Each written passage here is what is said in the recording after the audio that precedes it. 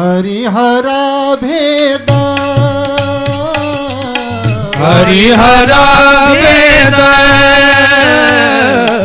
हरिहरा भेद हरिहरा भेद भेद हरिहरा भेद हरिहरा भेद हरिहरा भेद नाही नका करू वाद नाही नका करू वाद नाही नका करू वाद नाही नका करू वाद एक एकाचे हृदयी एक एकाचे हृदयी एक एकाचे हृदय एक एकाचे हृदय हरिहरामध्ये कोणत्या प्रकारचा भेद नाही. मग मात्र याज्ञवल्क्याने सांगितलं की मैं आपकी परीक्षा देखता था. अश्रुपात आलेले आहेत. तो आप राम कथा श्रवण करने के लिए अधिकारी है. ज्याला शिव कथा आवडत नाही. बऱ्याच ठिकाणी असं घडतं. एक बार किसी गांव में एक महात्मा प्रवचन करने के लिए गए. महात्मा सन्यासी थे. वो गांव सारा कृष्ण भक्त थे. गांव के लोग सारे सन्यासी महात्मा गए और जाने के बाद व्यासपीठ पर जाकर बैठे तो सबको कहा कि ओम नमो नारायण. कोई बोला नहीं ओम नमो नारायण. उनकी इच्छा थी कि जय कृष्ण जय श्री कृष्ण कहना चाहिए था. महाराज ओम नमो नारायण बोलते. कोई बोलने के लिए तैयार नहीं. बाद में विचार किया कि ये सारे लोग कृष्ण भक्त है. जय श्री कृष्ण. फिर सबने बोला जय श्री कृष्ण. उसमें से कुछ लोगों ने बोला नहीं जय श्री कृष्ण. बोले हम गोकुलेश कृष्ण को मानते हैं, हम कृष्ण को नहीं मानते. बोले मथुरा में जाने के बाद बोले कृष्ण मायावी हो गया. बोले कृष्ण का नाम हम लेते नहीं, गोकुलेश कृष्ण बोलना चाहिए. आता ज्यांच्या डोक्यात तिकडे इतका वक्रपणा असेल त्यांच्याकडून काय घ्यायचं. कळलं. तसं शिवभक्त विष्णू भक्तांची निंदा करतात आणि विष्णू भक्त शिवभक्तांची निंदा करतात. यांच्याकडून काय मिळणार मला सांगा. वस्तुस्थिति है. एक बार कोई एक व्यक्ति मेरे आश्रम में आया, नासिक का था. बोले महाराज आप शैव है या वैष्णव है, क्योंकि आप त्रिपुंड भी लगाते हैं और चंदन भी लगाते हो. आप वैष्णव है या शैव. मैं बोला आपको जो लगे वो पकड़ लो. पर ऐसा क्यों. बोले क्यों लगाते हो. बोले मैं बताऊं आपको. आप वस्त्र पहनते हो, वस्त्र में आड़े भी धागे होते हैं और खड़े भी होते हैं, और आड़े और खड़े मिलकर ही वस्त्र होता है. बस इतना समझ लो काफी हो गया.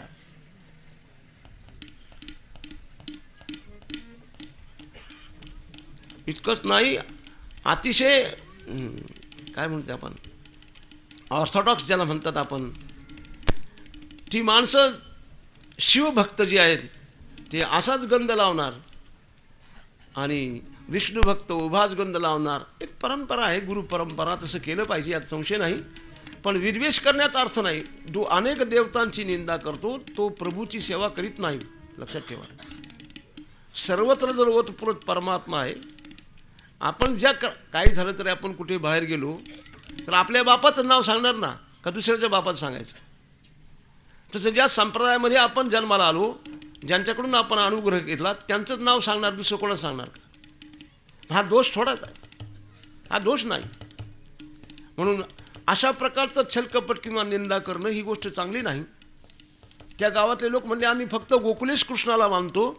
वो बडा होने के बाद 11 वर्ष 58 दिवस फक्त गोकुळ आणि मथुरेमध्ये परमात्मा होते आणि पुढे मात्र मथुरे गेल्यावर भगवान परमात्मा वो तो मायावी हो गए बोले, उनका नाम नहीं लेते बोले. आता अशी बुद्धी ज्यांची असेल संकुचित, त्यांच्याकडून आपण काय शिकायचं हा एक मोठा प्रश्न आहे. म्हणून शिव आणि राम यांच्यामध्ये कोणत्या प्रकारचा भेद नाही. श्रीराम जय राम जय जय राम. श्रीराम जय राम जय जय राम. श्रीराम जय राम जय जय राम. श्रीराम जय राम जय जय राम. भजन करी महादेव भजन करी महादेव महादेव. भजन करी महादेव. भजन करी महादेव. भजन करी महादेव महादेव. भजन करी महादेव महादेव. भजन करी महादेव महादेव. भजन करी महादेव. राम पूजे सदाशिव सदाशिव. राम पूजे सदाशिव सदाशिव. राम पूजी सदाशिव सदाशिव. राम पूजी सदाशिव. हरी हरी हरी मंत्र हा शिवाचा, म्हणजे शिवाच्या तया मोक्ष. म्हणून भेद पाहू नये, प्रभू चिंतन करावं. या भेदाचाच जर विचार करू लागलो आपण तर आपली बुद्धी वक्र होईल, हृदय कुटील होईल आणि त्याने आपली अवनती होईल. म्हणून हृदयाची शुद्धता ठेवण्याकरता माणसाने एकत्वाचा विचार करावा बरं का. ज्ञानामध्ये हो सर्वांच्या मध्ये एक पाहिले जातं. ज्ञानामध्ये एकाचा विचार केला जातो आणि अनेकांच्या मध्ये एक पाहिला जातो बरं का. भक्तिशास्त्रामध्ये अनेकांच्या मध्ये एकच आहे बरं का. खूप गोड विचार आहे. म्हणून हरिहरा भेद या दोघांमध्ये कोणत्या प्रकारचा भेद नाही. परीक्षा पाहिलेली आहे भरद्वाजांची आणि मग मात्र पुढे रामकथेला सुरुवात केलेली आहे. भरद्वाजांना पूर्ण कथा रामकथा या प्रयाग क्षेत्रामध्ये भरद्वाज मुनींच्या आश्रमामध्ये याज्ञवल्क्यांनी सांगितलेली हा कर्मघाट आहे. ज्ञानघाटावर कथा केली भगवान शिवांनी पार्वतीला सांगितली. कर्मघाटावर याज्ञवल्क्यांनी भरद्वाजांना सांगितली. उपासना घाटावर तमसाच्या किनाऱ्यात तमसा नदीच्या किनाऱ्यावर वाल्मिकानं साधना करून उपासना करून रामाआधी रामायण निर्माण केलं आणि मानस घाटावर तुळशीदास महाराजांनी हीच कथा आपल्या मनाला सांगितली. 4 प्रकारचे हे घाट. तेव्हा रामायण जे आहे बृहद रामायण म्हणून योग वासिष्ठ नावाचा ग्रंथ आहे जो रामचंद्रांना वशिष्ठ मुनीने सांगितलं. त्याचं नाव योग वासिष्ठ, त्याला बृहद रामायण असं म्हणतात. या रामायणामध्ये खूप अशा प्रकारचं गोड चिंतन आहे. पहिलंच वैराग्य प्रकरण त्याच्यामध्ये आलेलं आहे. कारण विरक्ती वाजवणी ज्ञानाशी तगणीची नाही. विरक्ती नसेल, वैराग्य जर नसेल, आपलं वैराग्य म्हणजे तापलेल्या तव्यावर टाकलेला पाण्याचा थेंब म्हणजे आपलं वैराग्य. तापलेल्या तव्यावर पाण्याचा थेंब टाकला किती तास राहतो? किती तास राहतो? एका क्षणात तो पाण्याचा थेंब संपून जातो. तसंच आपलं वैराग्य आहे. असं वैराग्य शेवटच्या अंतिम क्षणापर्यंत राहू शकत नाही. वैराग्य दृढ वैराग्य असलं पाहिजे.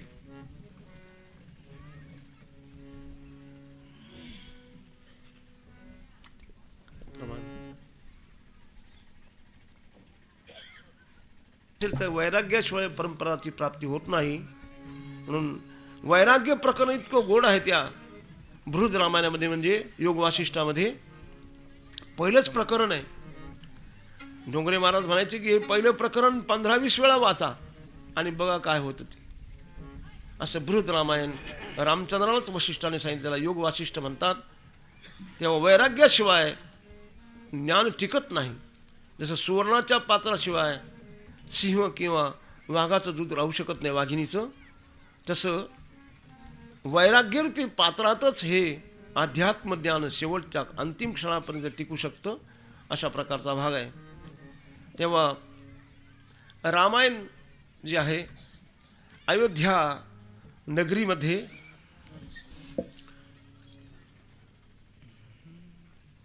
सूर्यवंशाचं राज्य, दशरथाचं राज्य.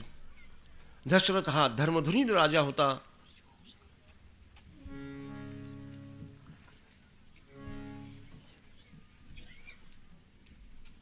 या दशरथ राजाच्या सूर्यवंशामध्ये 2 प्रकारचे वंश प्रसिद्ध आहे.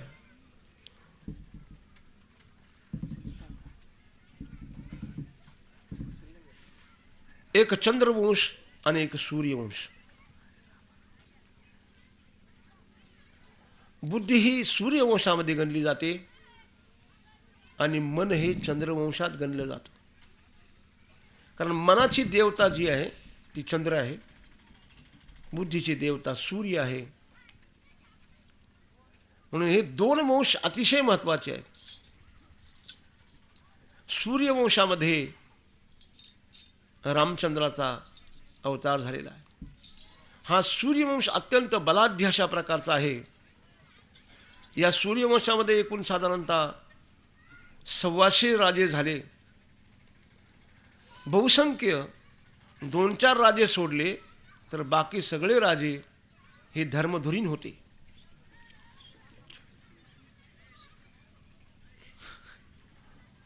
थोड़ी देर के लिए भगवान नाम आश्रय. नंदलाल हरे मुरलीधर गोपाल हरे जगदीश हरे नंदलाल हरे मुरलीधर गोपाल हरे जगदीश हरे नंदलाल हरे मुरली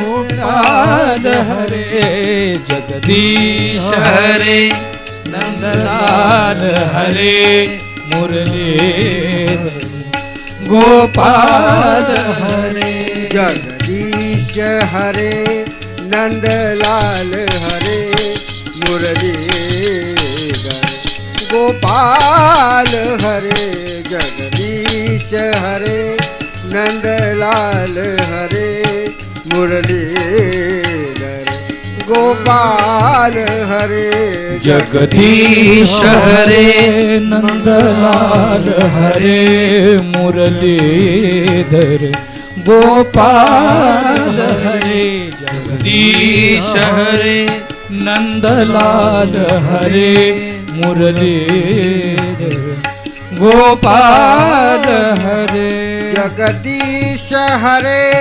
नंदलाल हरे मुरलीधर गोपाल हरे जगदीश हरे नंदलाल हरे मुरलीधर गोपाल हरे जगदीश हरे नंदलाल हरे मुरलीधर गोपाल हरे बोलिए जगदीश हरे गोपाल मुरलीधर गोपाल हरे जगदीश हरे नंदलाल हरे मुरलीधर गोपाल हरे जगदीश हरे नंदलाल हरे मुरलीधर गोपाल हरे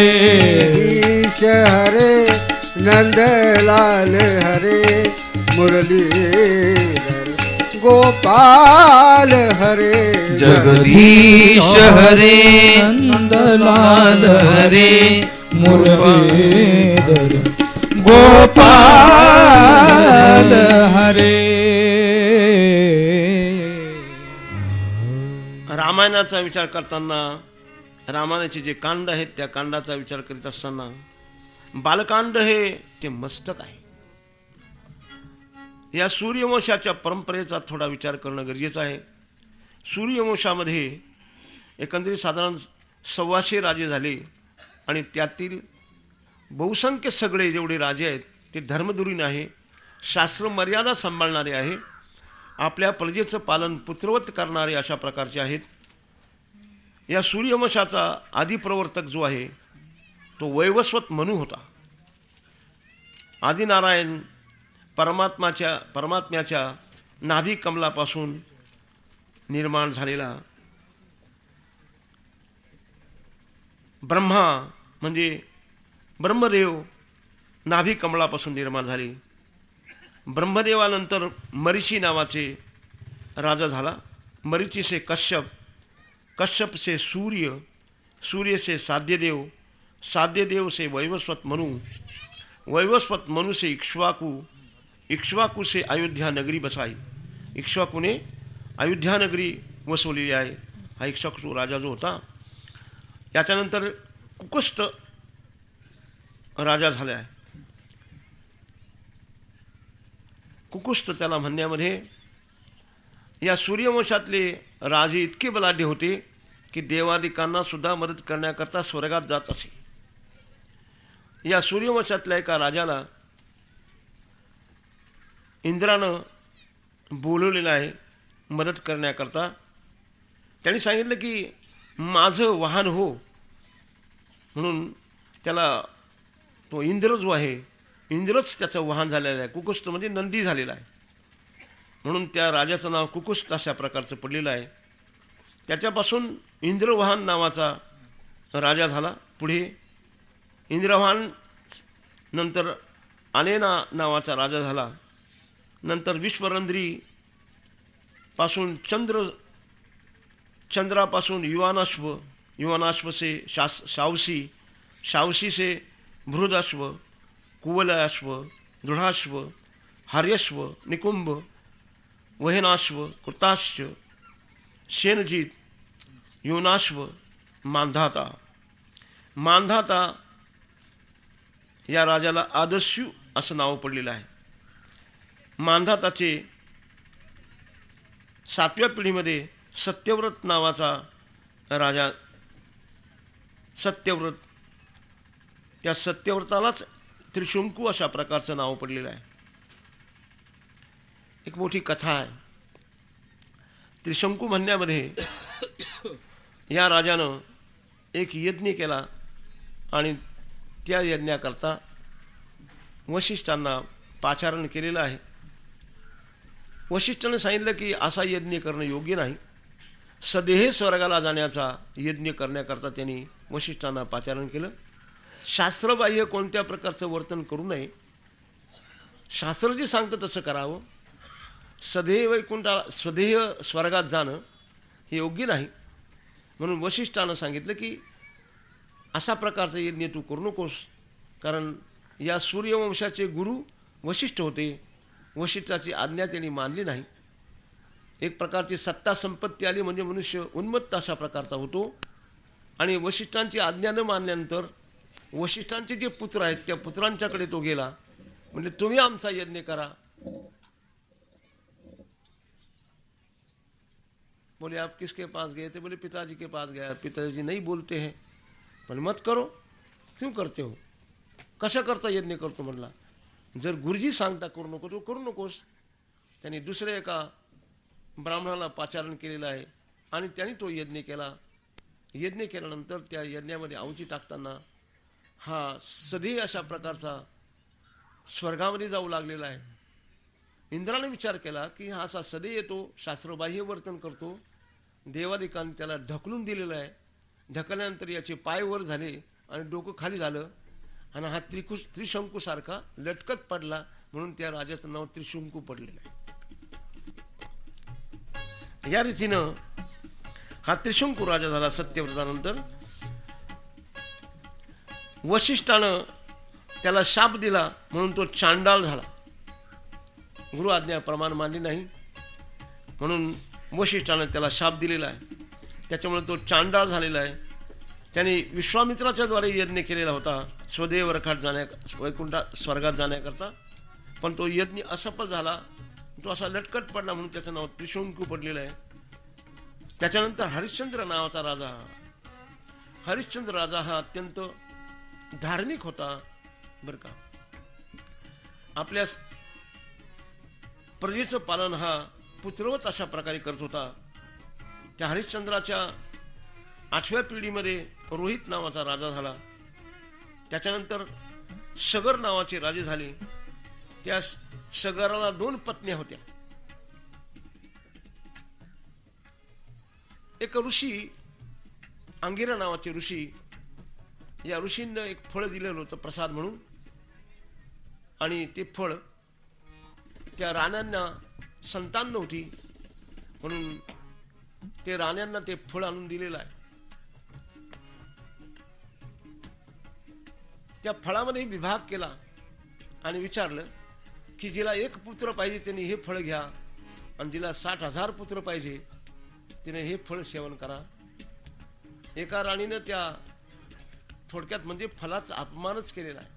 आपल्याला 1च पुत्र पाहिजे, 60,000 नको. थोरली आणि धाकटी अशा 2 राण्या होत्या. ते फळ सेवन केल्यानंतर यथावकाश एकीला 1 पुत्र झाला, एकीला 60,000 पुत्र झाले. पण त्या गरोदर असतानाच, पुत्र व्हायच्या अगोदरच हिला वाटलं हिचा पुत्र गादीवर बसेल, तिला वाटलं हिचा पुत्र गादीवर बसेल. अशी असूया असल्यामुळे एका राणीला दुसऱ्या राणीनं विष दिलेला आहे.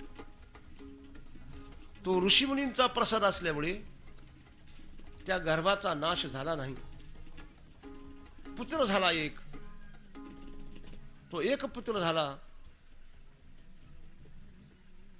सगर म्हणजे विष दिलं असताना सुद्धा त्या विषानं नाश न झाला म्हणून त्याच्या सहित तो जन्माला आला म्हणून त्याचं नाव सगर पडलेलं आहे. हे सगर पुत्र जे आहेत यांनी फार मोठा भव्य अशा प्रकारचा यज्ञ आरंभलेला आहे. आणि यज्ञ आरंभल्यानंतर त्या यज्ञाचा घोडा, हा यज्ञ जर केला, इंद्राने विचार केला की याला इंद्रपद जर प्राप्त करायचं नाही, संशय निर्माण झाला. आणि म्हणून इंद्राने त्याचा यज्ञ असफल कसा होईल याकरता त्याचा घोडाच चोरून नेलेला आहे. पण इंद्रानं तो घोडा चोरून नेऊन तो जो घोडा आहे तो कपिल महामुनीच्या आश्रमाजवळ नेऊन सोडला, बांधला. कपिल महामुनी म्हणजे गंगासागर, या गंगासागरच्या परिसरामध्ये हा घोडा आश्रमाच्या परिसरात बांधलेला होता. हे सगरांचे 60,000 पुत्र जे होते त्या 60,000 पुत्रांना सांगितलं. त्याच्यापैकी एकाला सांगितलं जा म्हटले, आपला घोडा घेऊन त्याशिवाय आपला यज्ञ सफल होणार नाही. हा घोडा त्या आश्रमाजवळ बांधलेला आहे. महाराजांना त्याची काही खबरही नाही. महाराज साधनेमध्ये निमग्न अशा प्रकारचे आहेत. कपिल महामुनी घोडा शोधण्याकरता हे सगर गेलेले आहेत. आणि सगर गेल्यानंतर या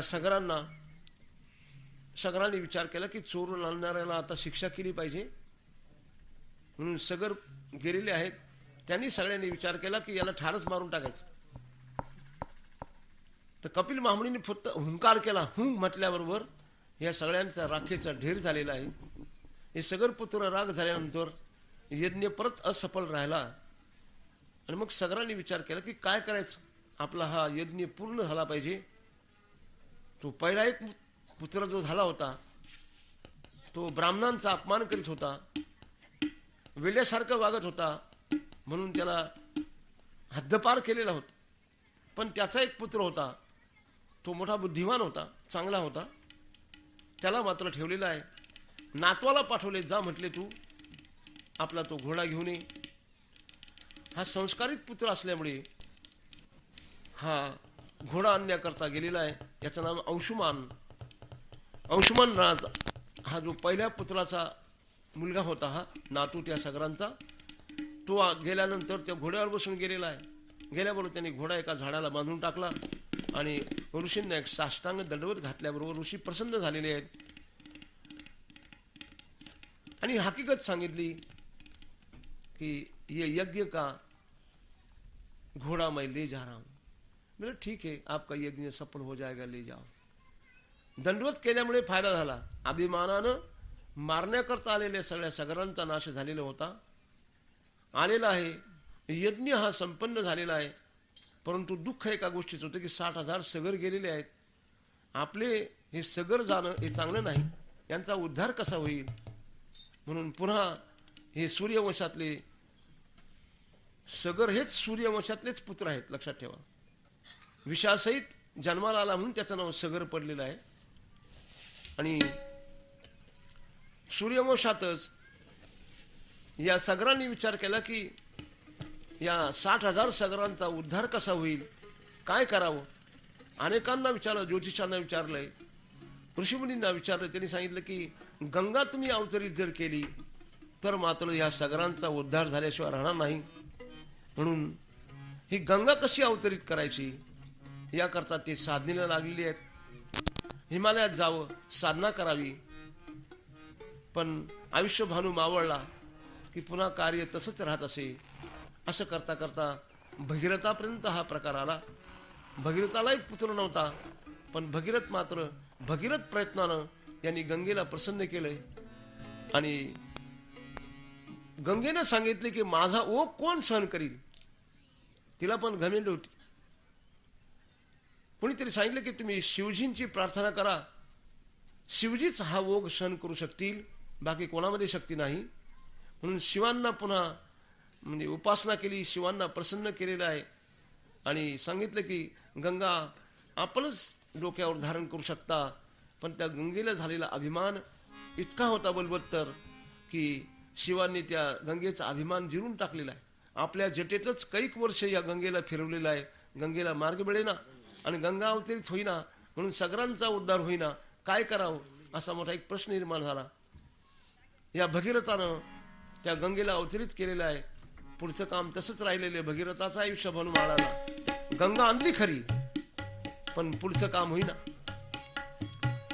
तेव्हा भगीरथाने पुन्हा शिवांना प्रसन्न केलं आणि सांगितलं की या सगरांचा उद्धार करण्याकरता आपण प्रसन्न व्हा आणि या गंगेला मात्र सोडा. गंगेला सोडल्याबरोबर ती जटेतून खळखळ वाहू लागली. वाहता वाहता जन्नू नावाचा राजा होता, त्याचा एक मोठा यज्ञ चालू होता. नदीच्या काठी यज्ञ चालू असल्यामुळे नदीला खूप पूर आलेला आहे. त्या यज्ञकुंडात पाणी जाऊन सगळा कुंड विसून गेल्यामुळे जन्नू राजाला फार क्रोध आला आणि त्या जन्नू राजानं ती संपूर्ण गंगाच गिळून टाकली. पहिली जटेत अडकली, नंतर याच्या उदरात अडकली. काय करावं, कारण मोठा तपस्वी होता, त्यांनी संपूर्ण गंगा पिऊन टाकली. मार्गच नाही. अवतरित झाल्याशिवाय पुढे काम होत नाही. पुन्हा जन्नूची करुणा भाकलेली आहे आणि जन्नूनं ती गंगा सोडलेली आहे. सोडल्यानंतर गंगा वाहत होती.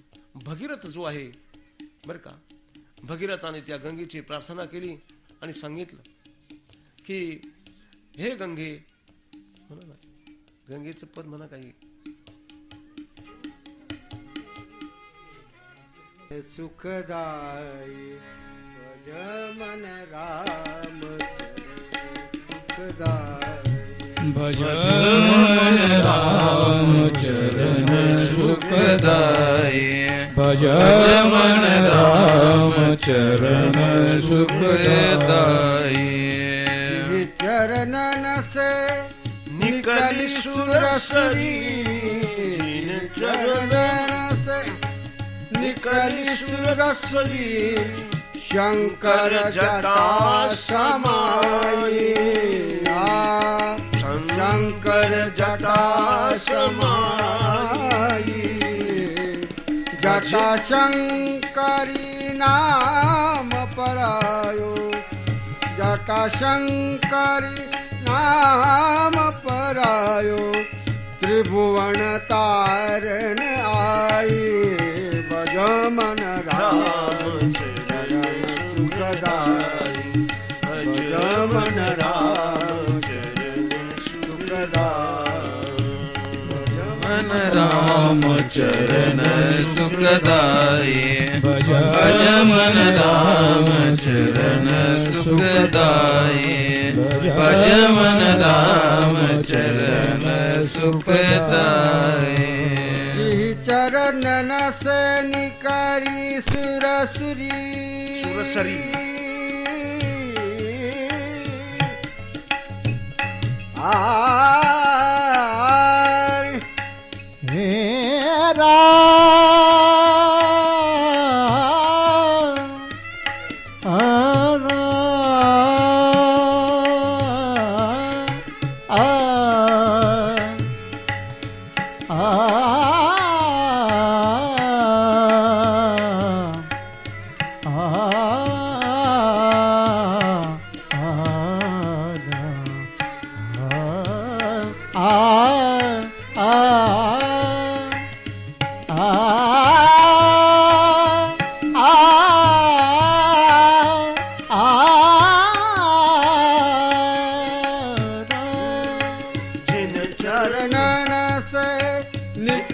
सुरसरी शंकर जटा समाई जटा शंकरी नाम परायो जटा शंकरी नाम परायो जटा शंकरी नाम पराय राम पराय नाम राम नाम पराय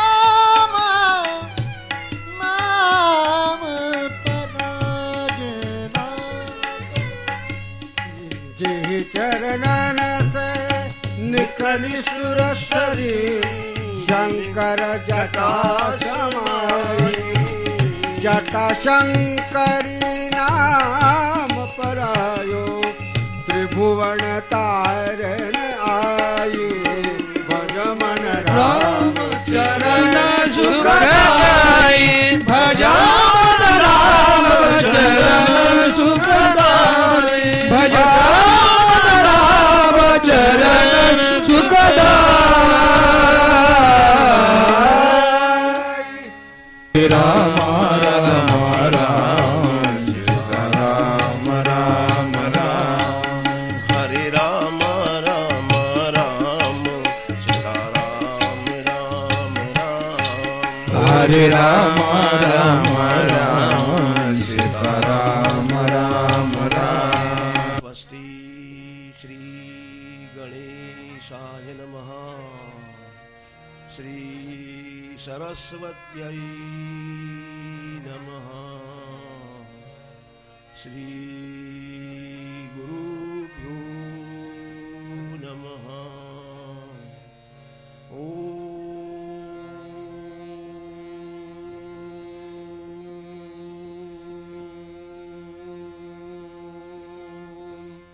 नमो भगवते वासुदेवा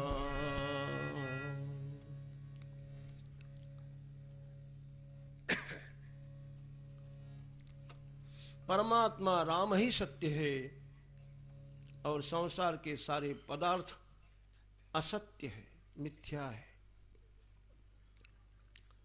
सदरूप चिद्रूप आनंदरूप एक परमात्मा है। परमात्मा की प्राप्ति करने के लिए वैसा देखा जाए तो परमात्मा अप्राप्त नहीं है, परमात्मा ही है। अप्राप्त परमात्मा प्राप्त करने के लिए साधन करने की बहुत जरूरत है। मनुष्य साधन करता है पर साधन में त्रुटियां होती है, दोष होता है। सदोष साधन अगर किया जाए तो उससे प्रभु की प्राप्ति होती नहीं। पानी की कोई टंकी होती है, उसको एक छिद्र होता है तो पानी पूरा की पूरा लीकेज हो जाता है। उसी प्रकार इस शरीर को 5 विषयों के 5 छिद्र है। इन छिद्रों से बुद्धि का व्यय हो जाता है। जो इंद्रिय निग्रह करता है, मन का निग्रह करता है, उसको कभी प्रभु की प्राप्ति बहुत जल्दी हो जाती है। जो भी साधन करो वो परहेज संभाल कर करो। परहेज संभाल कर किया हुआ साधन मनुष्य का जीवन उजागर करता है। बार बार बोलते हैं हरिपाठ में, तपे विना दैवत, तपे विना दैवत दिदला वीण प्राप्त, तपे विना दैवत दिदला वीण प्राप्त, तपे विना दैवत दिदला वीण प्राप्त, तपे विना दैवत दिदला वीण प्राप्त। तुझे विना हिता कोण सांगे, तुझे विना हिता कोण सांगे, हरि मुखे म्हणा, हरि मुखे म्हणा, हरि मुखे म्हणा, हरि मुखे म्हणा, हरि मुखे म्हणा, हरि मुखे म्हणा। तुझा विना हिता कोण सांगे, तुझा विना हिता कोण सांगे, हरि मुखे म्हणा, हरि मुखे म्हणा, हरि मुखे म्हणा, हरि मुखे म्हणा, हरि मुखे म्हणा, हरि मुखे म्हणा।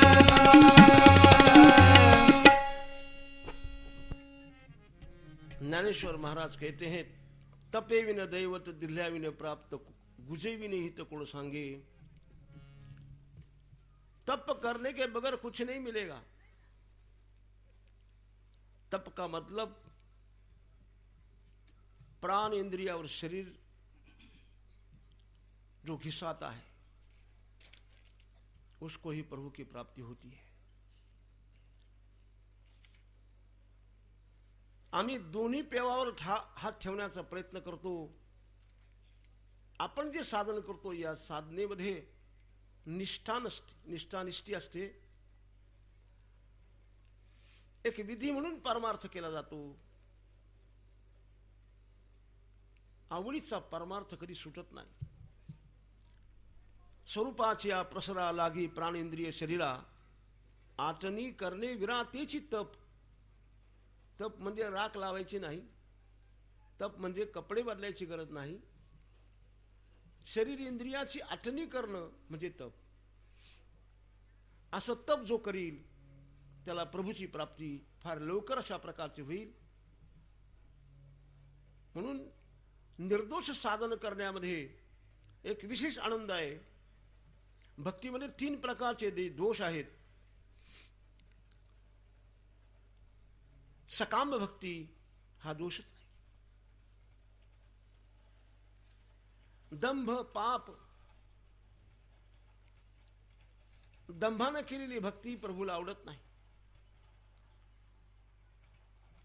दुर्योधन देवाची सेवा करत होता, स्वार्थाकरता आणि दंभानं करत होता। धर्म राजा मात्र मनपूर्वक प्रभूची सेवा करत होते। म्हणून द्वारकेचा राणा पांडवा घरी। दंभ चालत नाही भक्तीमध्ये। आपण तसं नसताना मी तसं आहे असं दाखवण्याला दंभ असं म्हणतात. व्यभिचार चालत नाही, व्यवहारातही व्यभिचार चालत नाही, परमार्थातही व्यभिचार चालत नाही. व्यभिचारी केलेली भक्ती,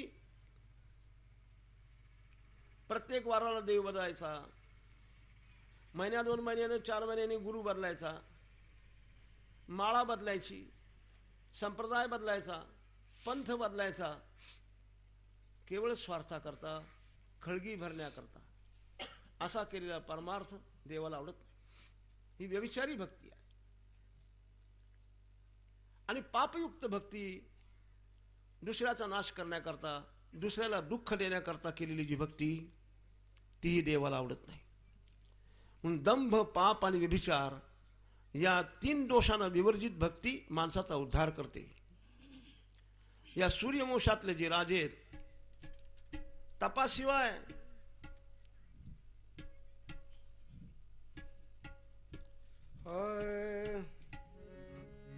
तप बिल रचई प्रपंचु विधाता, तप बिल रचई प्रपंचु विधाता, तप बिल प्रपंचु विधाता, तप बिल प्रपंचु विधाता, तप बिल विष्णु सखल जगत्राता, तप बल विष्णु सकल जगत्राता, तप बल विष्णु सकल जगदाता,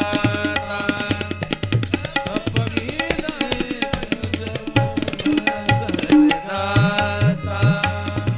तप बल शंभु करहि संघार, तप बल शंभु करहि संघार, तप बल शंभु करहि संघार, तप बल शंभु करहि संघार, तप बल शेषु धरहि महिभारा, तप बल शेषु धरहि महिभारा, तप बल रचई प्रपंचु विधाता, तप बल रचई प्रपंचु विधाता, तप बल रचई प्रपंचु विधाता,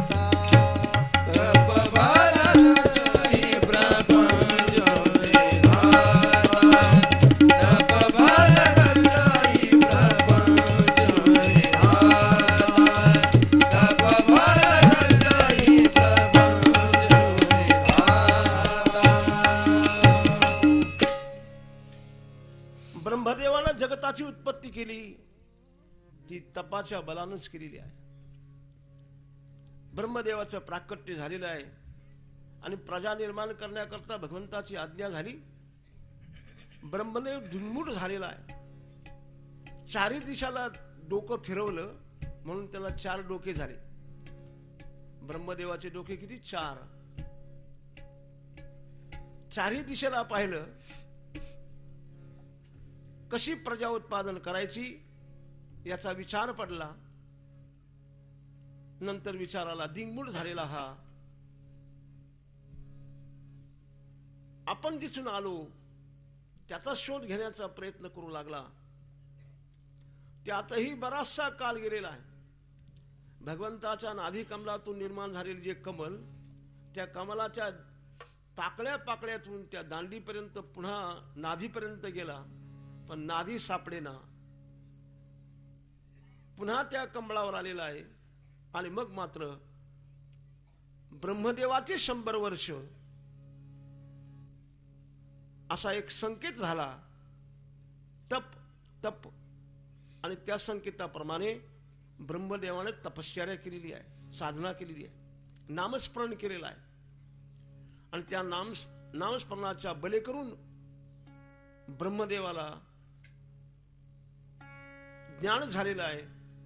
कशी प्रजा उत्पन्न करायची, भूचर, जलचर, खेचर या सगळ्या प्रकारचे प्राणी निर्माण केले. परंतु या सगळ्या प्राण्यांच्या मध्ये पाहिजे तसं तेज नाही, पाहिजे तशी बुद्धी नाही, आणि शेवट मानव प्राणी निर्माण केला गेला.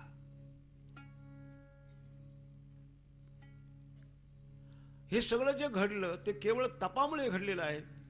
भगवान विष्णू देखील या पृथ्वीचं जे पालन करतात, जगताचं विश्वाचं जे पालन करतात ते देखील तपानच करतात. शेषनारायण जे आहेत त्या शेषानं आपल्या डोक्यावर अशा प्रकारे या पृथ्वीला धारण केलेलं आहे. ते सुद्धा तपामुळेच. एवढं मोठं सामर्थ्य तपाचं आहे. विश्वामित्र आणि वशिष्ठ. विश्वामित्रानं 60,000 वर्षे गायत्री मंत्राचा जप केला. राजर्षीचे ब्रह्मर्षी झाले असं जगाच्या पाठीवर एकच उदाहरण आहे, जो साधनेनं ब्रह्मर्षी झाला. अन्यथा माणसाची जात मृत झाल्यानंतर जी होईल ती होईल. मृत्यू झाल्याशिवाय जात बदलत नाही. पण एकच उदाहरण असं आहे की विश्वामित्र हे राजर्षी होते, पण 60,000 वर्षे तपश्चर्या केली आणि प्रत्येक वेळेला एकदा कामानं त्यांना घालवलं, एकदा क्रोधानं घालवलेलं आहे, पण साधना सोडली नाही. माणसाने परमार्थ कधी सोडू नये. किती माणसं काही पाहतात असं मी पाहिले. पहले बोले मैं गायत्री मंत्र का जप करता था, कोई प्रत्यय नहीं आया, मैं छोड़ दिया. बोले अभी मैं शिव मंत्र का जप करता हूं. पागल है. ऐसा कभी करना नहीं. एक ना एक दिवस प्रत्यय आल्याशिवाय राहत नाही. जोपर्यंत पापाची पूर्णता निवृत्ती होत नाही तोपर्यंत प्रत्यय येणार नाही. आपण काही कमी नाही. मी देहवंता, कोटी ब्रह्महत्या असं अनंत पाप करून ठेवलेलं आहे. पापाची गठुडी आपल्याबरोबर असल्यामुळे आपल्याला प्रत्यय येत नाही. म्हणून साधना ज्यावेळेस प्रभुचिंतनानं जे पुण्य निर्माण होतं ते पुण्य पापाच्या निवृत्तीपूर्वक जेव्हा विशेष पुण्य निर्माण होईल तेव्हा माणसाला प्रत्यय आल्याशिवाय राहत नाही. म्हणून साधना कधी सोडू नये. जो भक्ति का किनारा छोड़ता है उसको बहुत दुख भोगना पड़ता है. भक्ति का किनारा कभी छोड़ो मत. जे मिळाले असेल, ज्याच्यात आपली निष्ठा असेल. आता आमच्याकडे काही मुलं अनुष्ठानाकरता बसवले. म्हणजे महाराज आम्ही पूर्वी शिवमंत्राचा अनुग्रह घेतलेला आहे. मग कोणत्या मंत्राचा जप करायचा आहे. मी त्यांना सांगितलं तुमचं इष्ट असेल, तुम्ही ज्या मंत्राचा जप करत असाल त्या मंत्राचा जप करा. जप करणं गरजेचं आहे, बाकीच्या गोष्टी गौण आहेत. कळलं का. म्हणून माणसाने साधना कधी सोडू नये.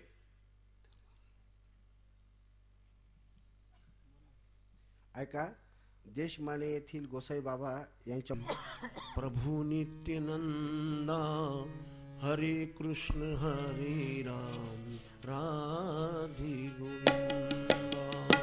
श्री कृष्ण गोविंद चैतन्य प्रभु नित्यानंदा हरे कृष्ण हरे राम राधे गोविंदा.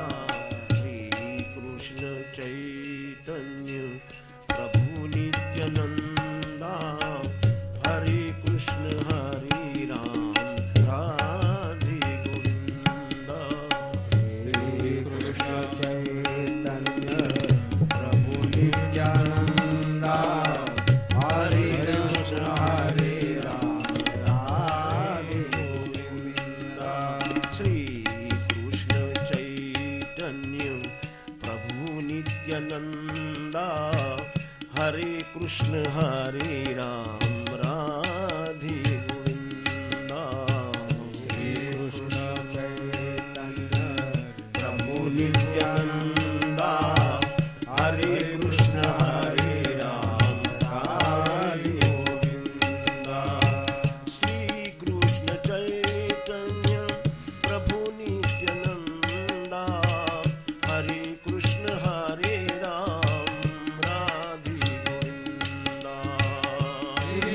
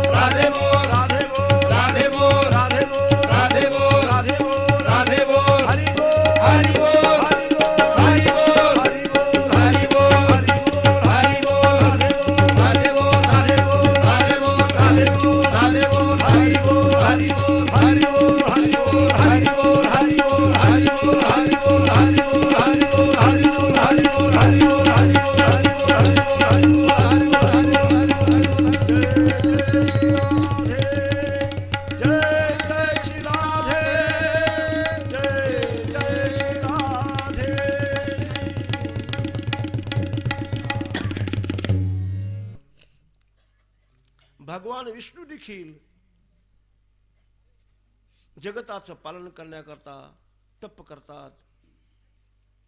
भगवान शिव देखील तप करतात आणि तपामुळेच संहार करू शकतात.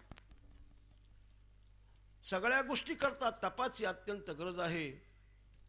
विश्वामित्र 60,000 वर्ष तपश्चर्या केली आणि राजर्षीचे ब्रह्मर्षी झाले. कधी कामानं घालवलेलं आहे, कधी क्रोधानं घालवलेलं आहे, तरी पण साधना सोडली नाही.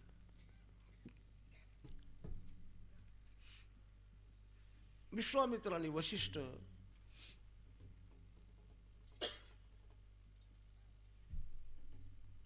हे दोघेही विश्वामित्रानं 1000 वर्षाची तपश्चर्यावर पाणी सोडलेलं आहे आणि वशिष्ठाने फक्त काही क्षण अशा प्रकारे सत्संग केला, त्याचं पुण्य समर्पण केलं. विश्वामित्राला फार क्रोध आलेला आहे. मी 1000 वर्षाची पुण्याचा पाणी सोडलं त्या 1000 वर्षाच्या पुण्यावर आणि त्याच्या समोर फक्त केवळ काही काळ केलेला सत्संग, क्षणमात्र केलेला सत्संग तो ठेवला, याचा क्रोध आलेला आहे. मग सत्संग श्रेष्ठ का तपस्या श्रेष्ठ, असा दोघांमध्ये वाद निर्माण झाला. बोले ये पूछने के लिए हम शेष नारायण के वहां जाएंगे. दोघे निघालेले आहेत, शेष नारायणाजवळ गेलेले आहेत. भगवान शेषानं आपल्या डोक्यावर सगळी पृथ्वीचा भार सांभाळलेला आहे आणि हे दोघे गेल्याबरोबर प्रश्न विचारू लागले. बोले एक सवाल का जवाब आप दीजिए. बोले सवाल का जवाब देने के लिए ये पृथ्वी का बोझा आप कौन उठा सकता है, वो ले लो, उसके बाद मैं खुला हो जाऊंगा और फिर आपके साथ बात करूंगा.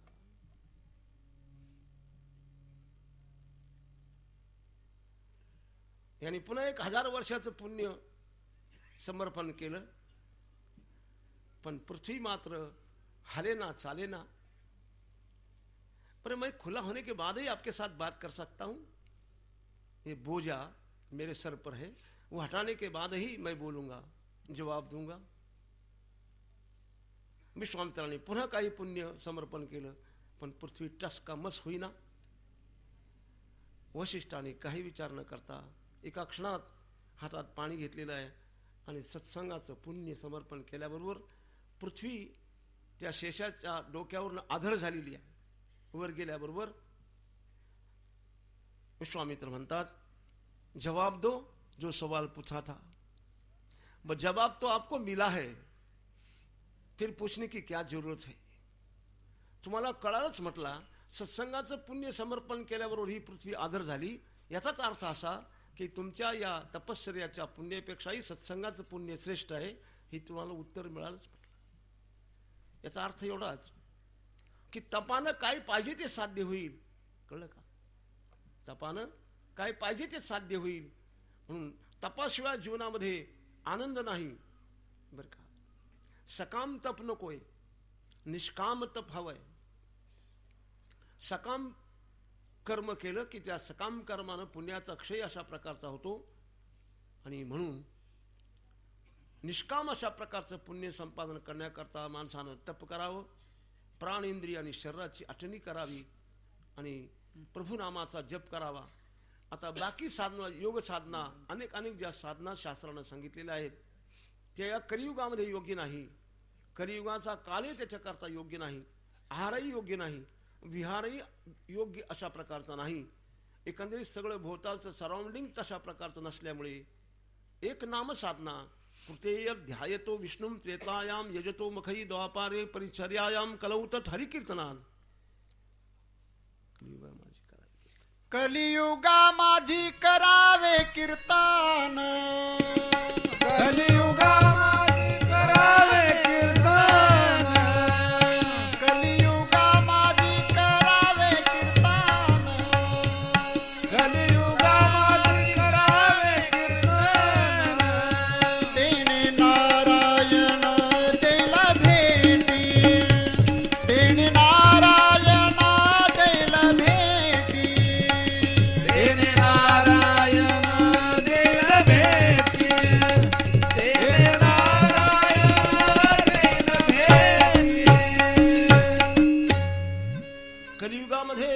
साधना, नामसाधना. नामसाधना या 3 दोषाने विवर्जित जो नामसाधना करील, साधनेमध्ये व्यभिचार, पाप आणि दंभ या 3 दोषाने विवर्जित केलेली भक्ती फलित अशा प्रकारची होते. अशी दोष विवर्जित भक्ती जर केली तर माणसाचा उद्धार व्हायला वेळ लागत नाही. सगळ्या प्रकारची भगवंताची शक्ती, राम से बड़ा राम का नाम, अंत में निकला ये परिणाम, राम से बड़ा राम का नाम. रामापेक्षाही रामाचं नाव हे श्रेष्ठ आहे असा अनुभव अनेकांचा आहे. आणि म्हणून नामसाधना ही माणसाचा उद्धार अशा प्रकारचे करते. या सूर्यवंशामध्ये जेवढे म्हणून राजे होते हे सगळे धर्मधुरीण होते, साधक होते. आपण भगीरथापर्यंत येऊन पोहोचलेलो होतो. म्हणून म्हणतात की भगीरथ प्रयत्न केल्यामुळे आमचं काम सिद्ध झालं. भगीरथानं साधना सोडली नाही. त्या सगरांचा उद्धार करण्याकरता गंगेचं प्राकट्य केलं. अनेक प्रकारच्या अडचणी आल्या, पण साधना मात्र सोडली नाही. असं भगीरथ प्रयत्नानं त्याने गंगेला अवतीर्ण केलेलं आहे. आणि सगर राजांचा तो ढेर झालेला होता गंगासागर या ठिकाणी कपिल महामुनींच्या आश्रमाजवळ. ती गंगा ज्यावेळेस तिथे पोचलेली आहे त्या सगळ्या सगरांचा उद्धार झालेला आहे. 60,000 सगरांचा उद्धार गंगेने झालेला आहे. जो सर पर गंगा धारण करता है ज्ञान गंगा, उसका जीवन उजागर हो जाता है. जो डोक्यावर ज्ञान गंगा धारण करतो त्याचा उद्धार व्हायला वेळ लागत नाही. जे ज्ञानगंगे नहाले पूर्णता जीवनी झाले आणि शांतीशी आले पालव नवे, ज्ञानोबरा म्हणतात. तसं ज्ञानगंगा धारण करावी डोक्यावर. बस तसं भगवान शिवांनीही गंगा धारण केली आणि शिवांच्या डोक्यात ज्ञानगंगा पण आहे.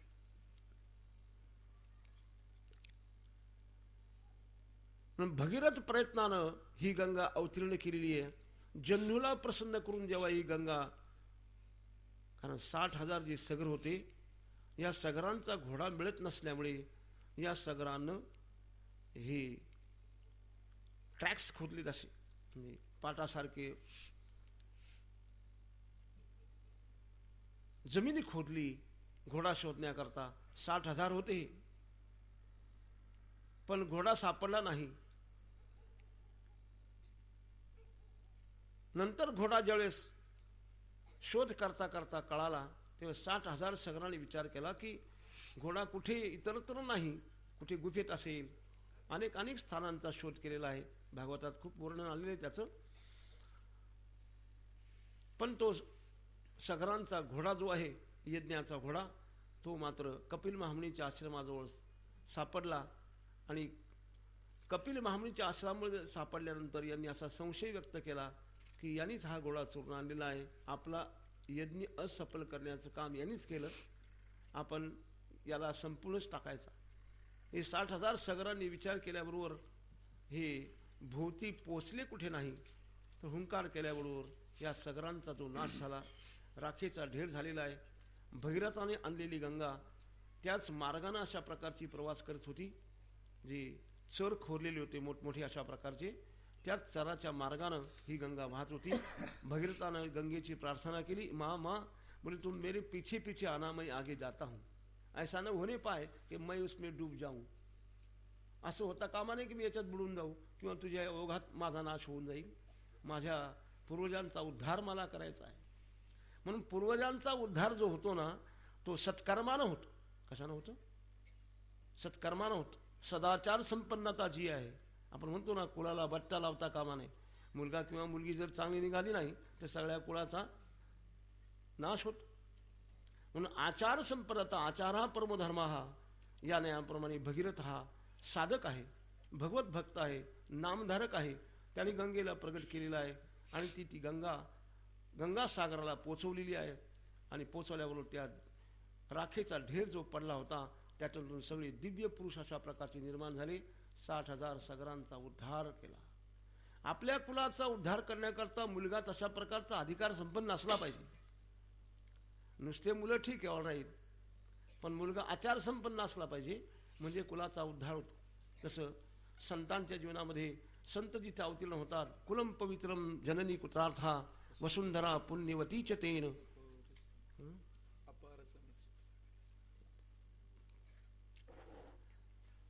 आपण लागू करतात कृतार्थ, त्याचं सगळं कुल पवित्र, त्याची जननी कृतार्थ.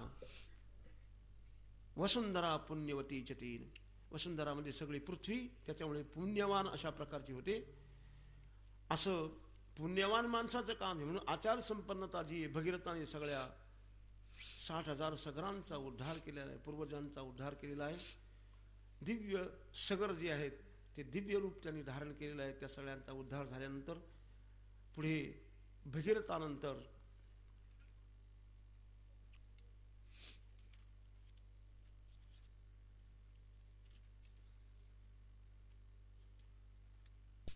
हा खटवांग राजा मोठा शूर होता. सूर्यवंशातलाच हा राजा. देवादिकांना स्वर्गामध्ये मदत करण्याकरता खटवांग गेलेले आहेत. आणि खटवांग राजा गेल्यानंतर या देवादिकांनी राक्षसाबरोबर चाललेले युद्ध जिंकलेलं आहे. आणि युद्ध जिंकल्यानंतर देवादिकांनी विचार केला की काय द्यावं यांना. खरं तर क्षत्रिय आहेत, कुणाकडून काय घेत नाही, पण देवादिकांना मात्र सगळ्या प्रकारचं भविष्य माहीत असतं, ते रूप बदलणारे असतात. याचं ज्ञान खटवांग राजांना होतं.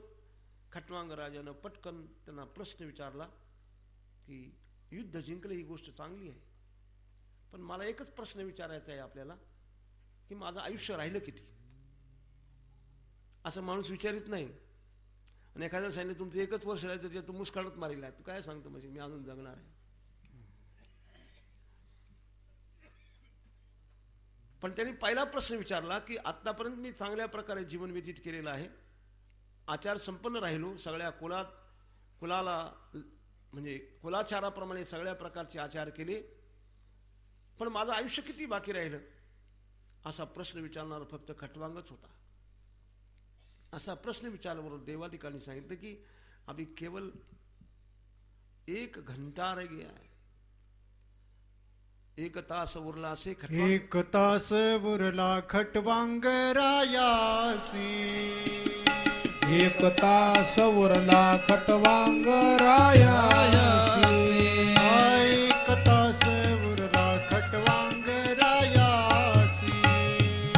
1 तास उरला खटवांग रायासी. भाग्यतेच्या कैसी प्राप्त झाली. भाग्यदशा कैसी प्राप्त झाली. भाग्यदशा कैसी प्राप्त झाली. भाग्यदशा कैसी प्राप्त झाली. 1च तास राहिला असं सांगितल्याबरोबर खटवांग राजानं सर्वस्वाचा त्याग केलेला आहे. असा विचार डोक्यात आला नाही की चला आता तिला विचारून येऊ, म्हणजे मुलांना विचारून येऊ, कुटुंबाला विचारून येऊ, असा डोक्यात विचार आला नाही. तत्क्षणी आपल्या अंगावरचे राजऐश्वर्याचे सगळे कपडे काढून टाकलेले आहेत आणि साधनेमध्ये बसलेले आहेत. 1 तासात कृतार्थ झाला. बटन दाबल्याबरोबर 2-4 तासानं लाईट लागत नाही, विदिन सेकंदात लाईट लागला जातो, प्रकाश पडतो. तसंच माणसाचं जीवन आहे.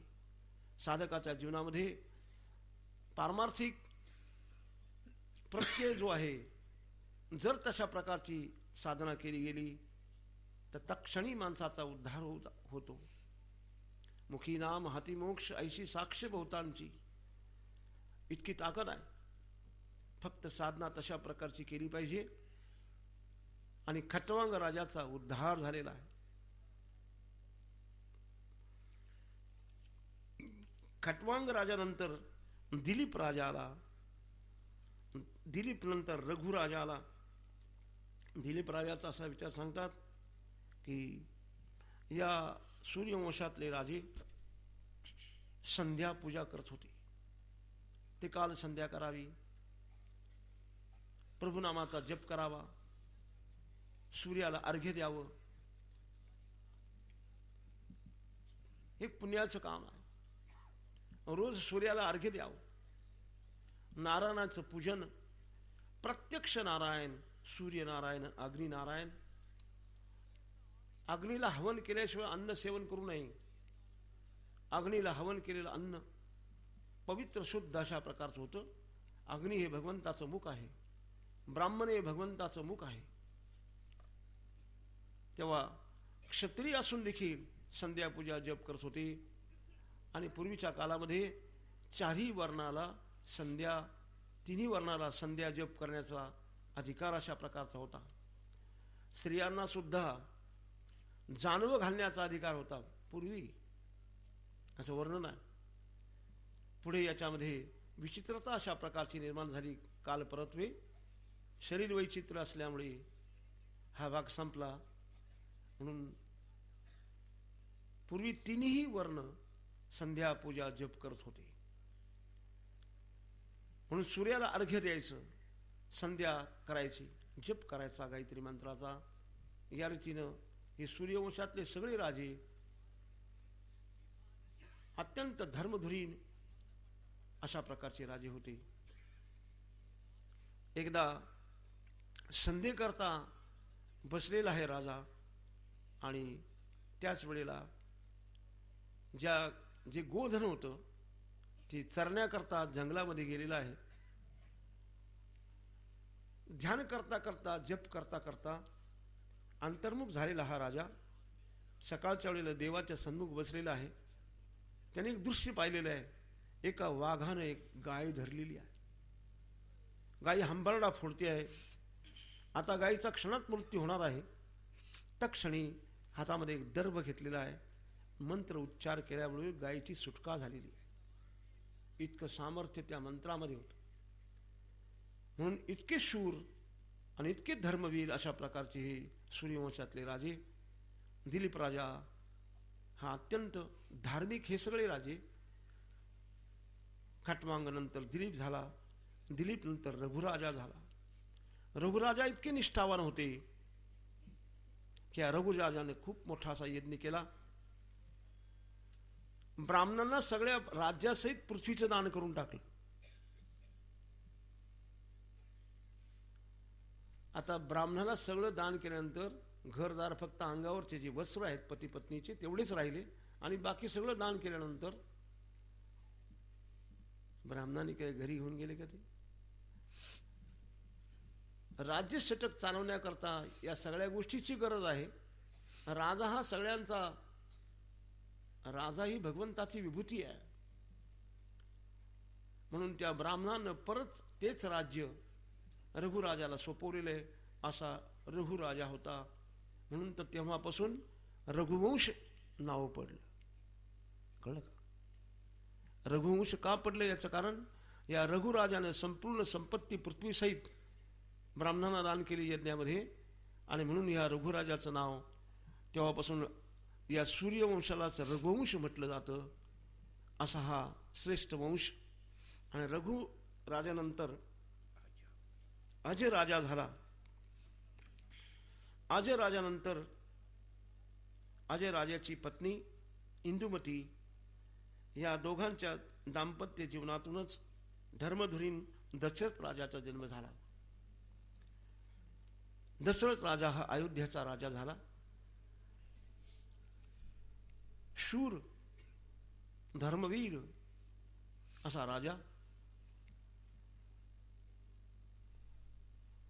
दशरथ या शब्दामध्येच अर्थ दडलेला आहे. 10 इंद्रियाचा सांगात प्रत्येक जीवात्मा हा दशरथच आहे. दशरथाला 3 पत्न्या होत्या. काही ठिकाणी 300 पत्न्या होत्या, काही ठिकाणी 700 पत्न्या होत्या, असं वर्णन आलेलं आहे. 3 ह्या ज्या मुख्य पत्न्या होत्या, प्रत्येक जीवात्म्याच्या देहात अंतकरणाच्या ज्या वृत्ती आहेत, सत्वगुणात्मक, रजगुणात्मक, तमगुणात्मक, ह्या वृत्तीच त्याच्या राण्या आहेत. कौसल्या सुमित्रा आणि कैकेयी या 3 प्रकारच्या राण्या. पुत्रवत प्रजेचं पालन करावं, परंतु संतान नव्हती. पुत्रहीनस्य मे राज्यम सर्वं दुःखाय कल्पते.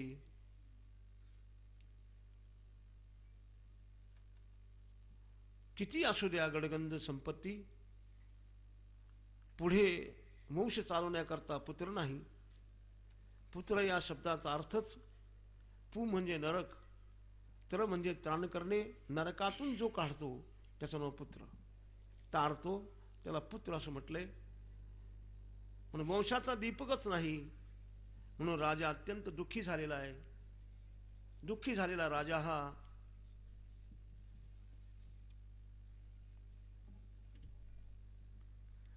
प्रत्येक व्यवहार करताना या सूर्यवंशाचा विशेष होता. गुरु आज्ञेशिवाय कोणताही व्यवहार करायचा नाही. राजकारण असो, संसार असो, व्यवहार असो, गुरु आज्ञेनंच करायचा व्यवहार. दुःखी झालेला राजा एकदा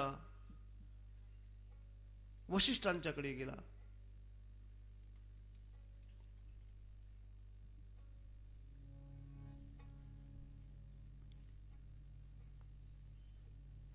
चौपई राजा आपल्या ठिकाणी असलेलं जे दुःख आहे ते प्रतिपादन करतायत, सांगतायत. अगदी सकाळीच अशा प्रकारे दशरथ राजा हे वशिष्ठांच्याकडे गेले आणि आपलं दुःख त्यांनी निवेदन केलेलं आहे. इतकं वय झालं, अजून कोणत्या प्रकारे संतान झालं नाही. काय करावं? वशिष्ठानं सांगितलं की आपण कोणत्याही प्रकारचा विचार करू नका. आपल्याला पुत्र होतील, 1 नाही 4 पुत्र होतील. गुरुजींचे ते शब्द ऐकल्यावर दशरथाला मोठा आनंद झालेला आहे. शंका घ्यायचं कारण नाही. गुरुवचनावर आभारी स्वरूपाचा विश्वास ठेवणारा हा दशरथ राजा फक्त एकच आपल्याला पुत्र कामेष्टी नावाचा यज्ञ करावा लागेल आणि पुत्र कामेष्टी यज्ञ केल्यानंतर आपल्याला निश्चितच पुत्र होतील.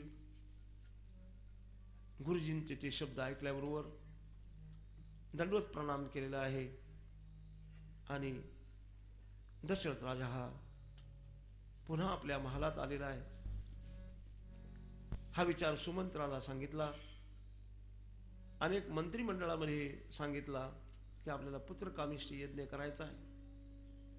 काय काय माणसं शंका व्यक्त करतात, खरंच का म्हटले जर यज्ञ केला तर संतती होते, हे खरंच का? अलीकडचे जे काही क्वालिफाईड माणसं आहेत ना, शंका करतात. नाशिकची घडलेली एक घटना, एक डॉक्टर होते MBBS, त्यांना बरेच वर्ष संतान नव्हतं. कोणीतरी सांगितलं तुम्ही पुत्र कामेष्टी यज्ञ करा, तुम्हाला संतान होईल.